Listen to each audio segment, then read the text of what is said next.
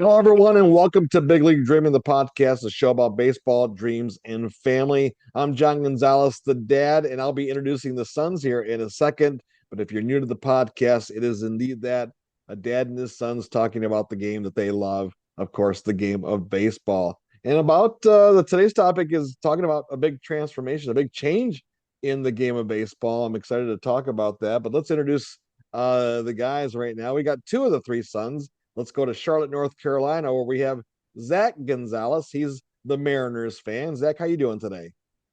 I'm doing well. I'm doing well. Glad we're able to connect and chat baseball for a little bit. How are you doing today, Dad? I'm doing great. Always a great time when you can talk about baseball. So, yeah, looking forward to today's topic. Joining us from Grand Rapids, Michigan, it is son number two. It's Ty Gonzalez. He's the Mets fan. Ty, how are you doing?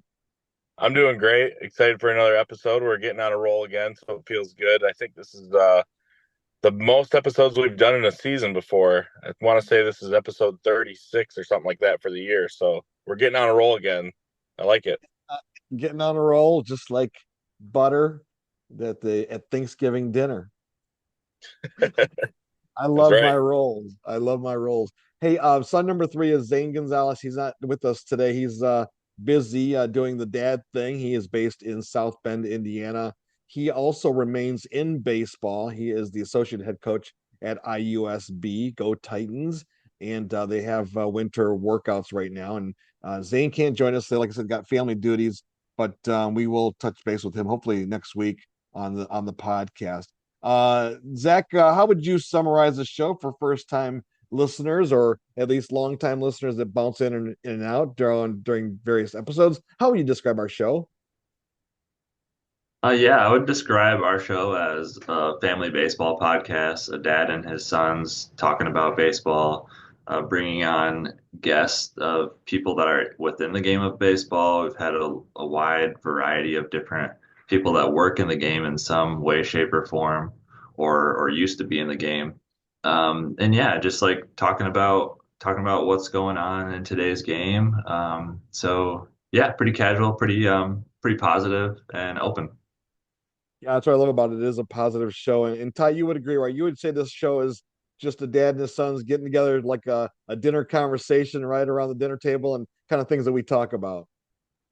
Yeah, definitely. It's something that's not going to be too in your face or we're not going to get too serious about stuff. We're just having fun here and just hanging out with the family.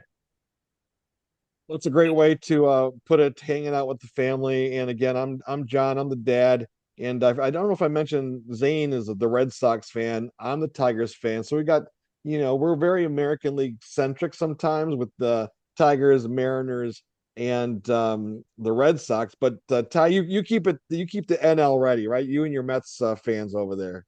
Oh yeah. Yep. Gotta have some NL in here too.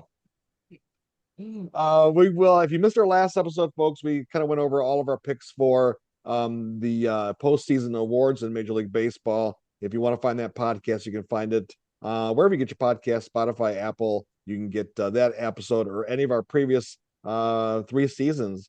Like Ty said, we're cranking out here season number four, and I can't wait for next year. Or am I wait? Is next year season five? Is that right, Ty? Yeah, that's right. Next year is season five because 2021 was our first year. So yep, season five, 2025.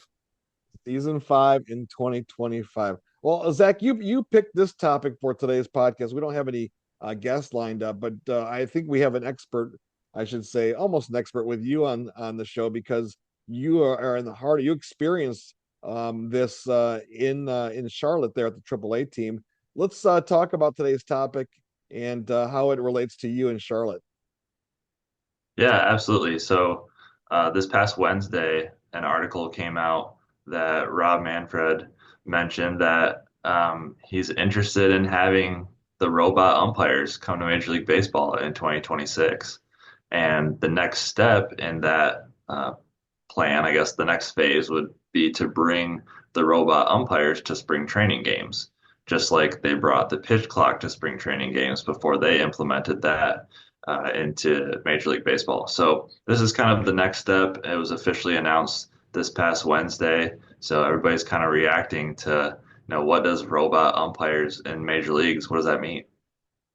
Yeah, a lot of people don't realize that obviously those parks in the minor leagues that experimented with it since 2019, I believe, and gone through different iterations of what this ABS, the robot umpire, looks like. Because it's been a few different versions of it, but now a lot of people are kind of like finally paying attention because you're right, the announcement was made. Why don't you, Zach, take people through a couple of the iterations and what you experienced, especially last year at AAA Charlotte?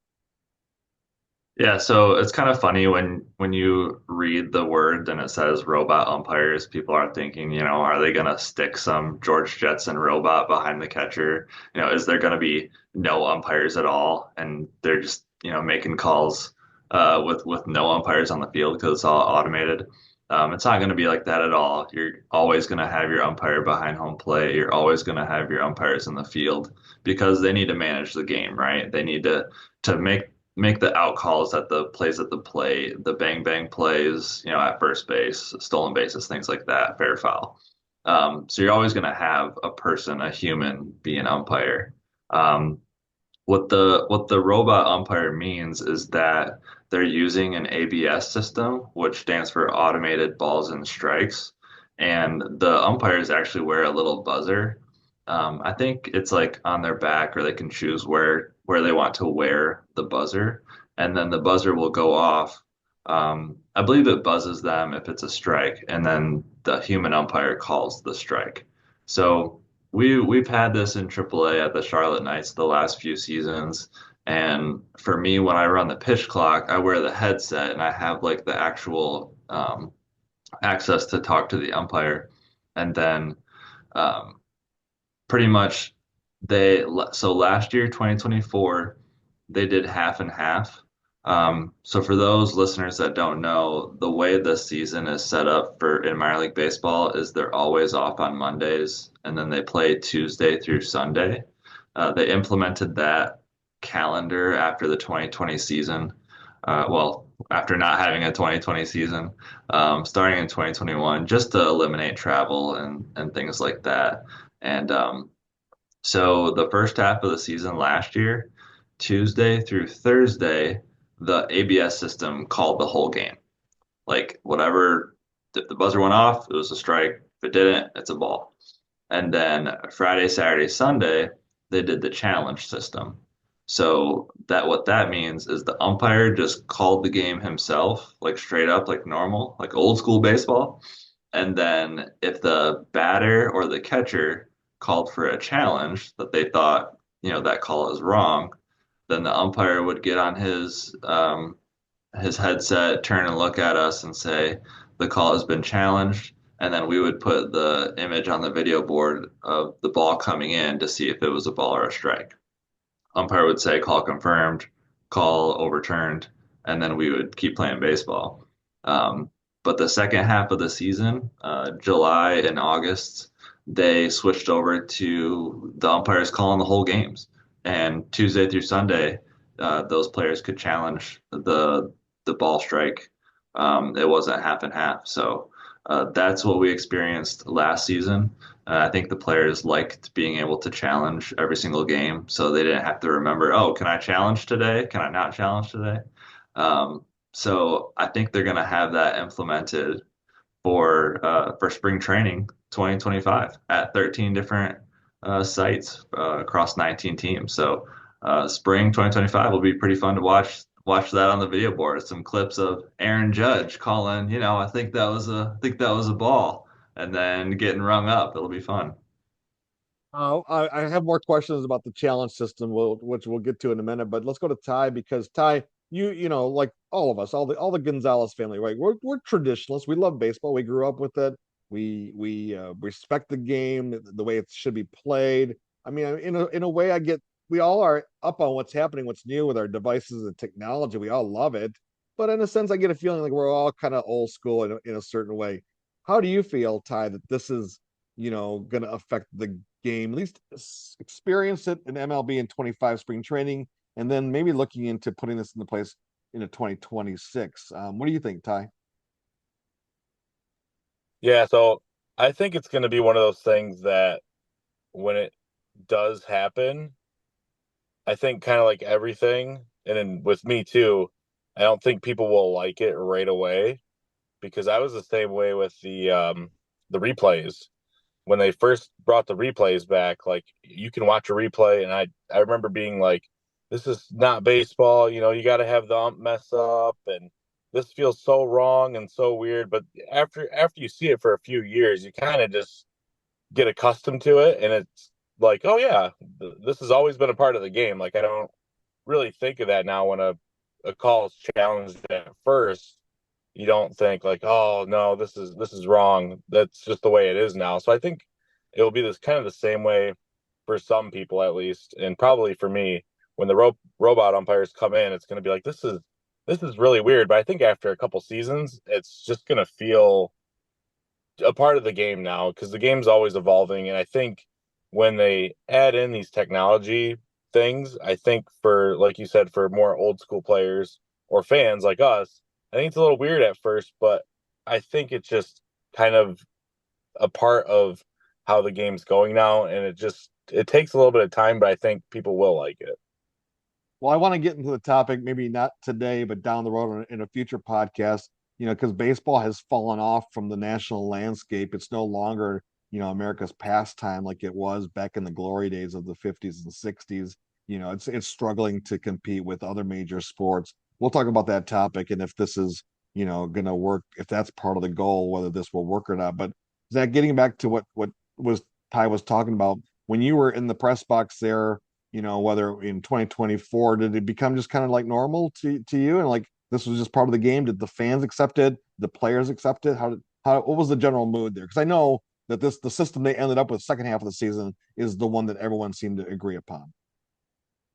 Yeah, well, I feel like the fans had no idea because a lot of the fans that go to minor league baseball games, you go to one or two games a year, and that's about it. So the fans would come in, and all of a sudden, the umpire would turn around, look up at us at the press box, and say, "This pitch is being challenged," and everyone's like, "What?" And then they look at the video board and they see the ball slowly come in and hit the zone, and it turns red, and it's a strike, and everybody's like cheering, like we struck him out. I think they really liked it.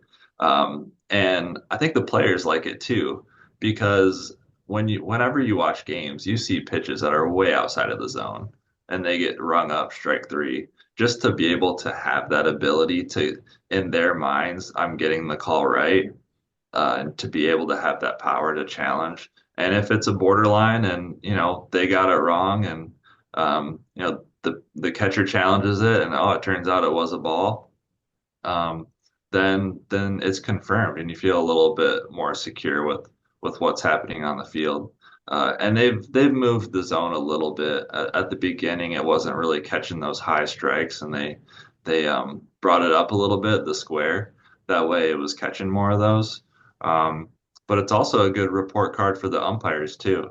So you can the people that are grading the umpires, they can see straight up how many calls they missed and didn't, which they've already had that technology for years and they're tracking that, but now it's public knowledge. Okay, this umpire missed this many challenges. This was his success rate on getting the pitch right. So it'll be really fun to see it up on the video board and the players get all pumped up. I hope they don't use it for the playoffs. That might be a little weird, but we'll see. We'll cross that bridge when it gets there. Well, I know that the where the strike is measured at is like midway point, right? Like it's in the center of the plate. So when the ball crosses the center of the plate is when it reads ball or strike.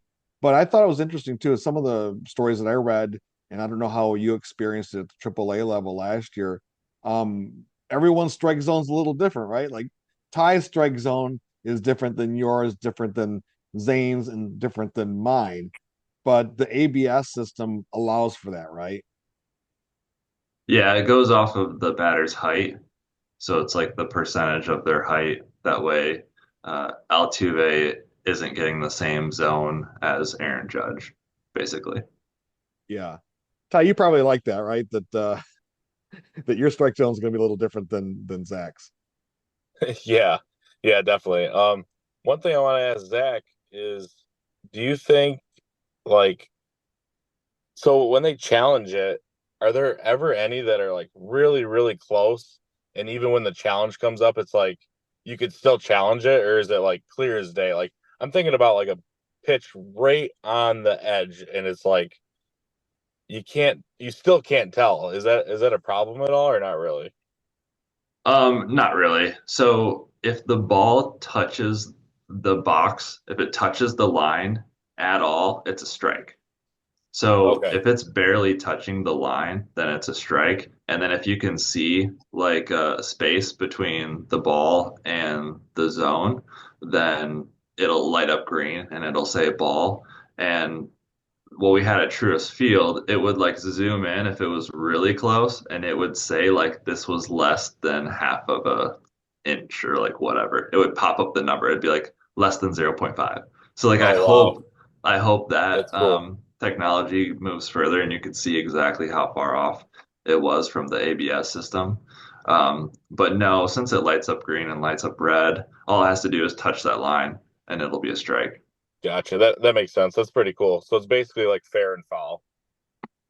Yeah, and it's really funny that the managers across the league, they weren't allowing their pitchers to call to challenge. I might have mentioned this on a previous episode, but pretty much the manager told their pitchers, "Hey, you're not allowed to challenge. Only the catcher can challenge." Because if you're out there throwing and you're that far away and you have that much conviction and confidence in your pitches, you're like, "What the heck? That's obviously a strike." You're going to challenge all the time and get some wrong and lose challenges for your team. Then your hitters won't have them when they go up to bat.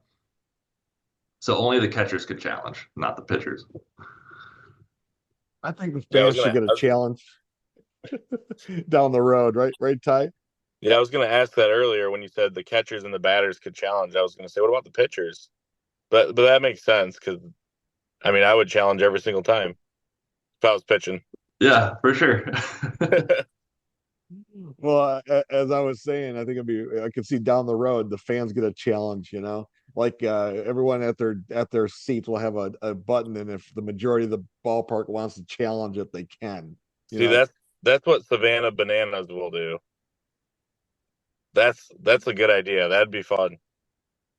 Like the challenge button on your armchair there at the ballpark. But well, all Don't they these have a rule like if a fan catches a foul ball, it's an out?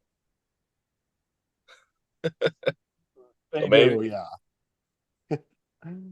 Before we're out of time, Zach, one question I was going to ask you about the whole challenge thing is that the fans, like, it's interesting that you said the fans didn't really pay attention that much, but they're going to pay attention in spring training. Will this, or did you see the strike zone change the game? In other words, um, it's a little tighter, right? Um, so will there be more walks? Like, as if you have a good eye as a batter, right? Are you going to be really selective then, and even let the borderline pitches go? Um, in Charlotte, Charlotte's kind of different because there's the ball flies like crazy in Charlotte. So in general, there's more walks in Charlotte just as a whole because pitchers aren't afraid to throw it in the zone as much. Because they know if the ball gets put up in the air, it's probably going to be a home run. Um, so like these pitchers would come to Truist Field and they would be like going around the zone and there'd be like more walks in general. I think that's just how our stadium plays. Um, but I think you will see walks go up a little bit because of those like clips that you see of like bad calls from the umpires. Those super obvious ones are not going to be called strike threes anymore. Those are going to become walks. It might go up a little bit. I don't know how much it would go up, but I think you would see walks go up slightly from there wouldn't be those really bad calls anymore. One last thing to wrap this thing up, unless Ty has a question. I was gonna Is say, what about strikeouts? Might be more strikeouts too, though, Yeah, yeah, because there's a it lot could of times where it it's could like even that out. wasn't ball four, strike three. Yeah, it could even out. I mean, it's funny Yeah, because there was plenty of times where you're watching the game and you're like, how do you not challenge that? Like that was obviously a strike that was right there, and the catcher just won't even challenge it. So it depends on when they use it. I don't know if like certain batters are like afraid to use one of their team's challenges because they don't want to lose because you only get two or three challenges in a game. And if you get it right, you get to keep your challenge, but they don't want to lose it for the rest of their team. I see. Yeah, I didn't even think about that. How many you get in a game? Because if it's whatever first inning, you're down 0-2 and it's nobody on base, why would you challenge it? Yeah, and they're mostly going to use it on decision pitches, like payoff pitches.